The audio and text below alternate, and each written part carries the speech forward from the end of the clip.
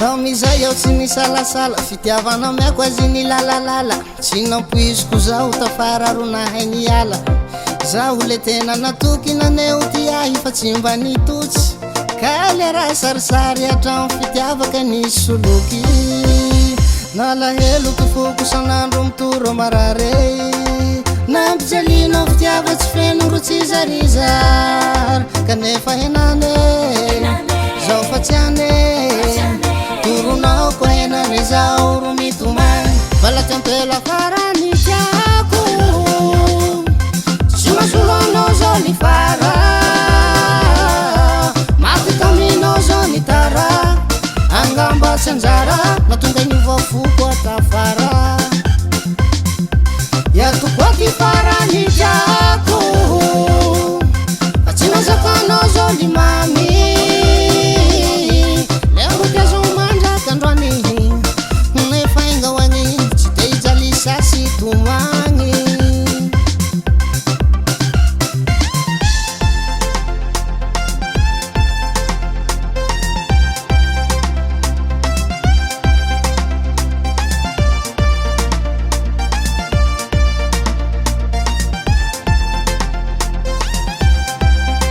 Tarity sanandro zao tampaky foto fa bototsy koa tsy mimpolo nampijaly fagnaia tsy vitan'izay mbo mirolo isaiko amizao fa milamy zay avao igny voadona bakagny taloha igny fa tsy henany satria kilaray aby misy fiovane nalahelo ty foko sanandro mitoro marare nampijalinao fitiava tsy feno ro tsy zarizary kanefa henane zao fa tsy ane turunao ko henane zaho ro mitomany valaky ampela farany tiako tsy masolonao zao ny fara maty taminao zao ny tara angamba tsy anjara natonga ny vafoko atafara iatoko aty farany tiako fa tsy nazakanao zao ny mamy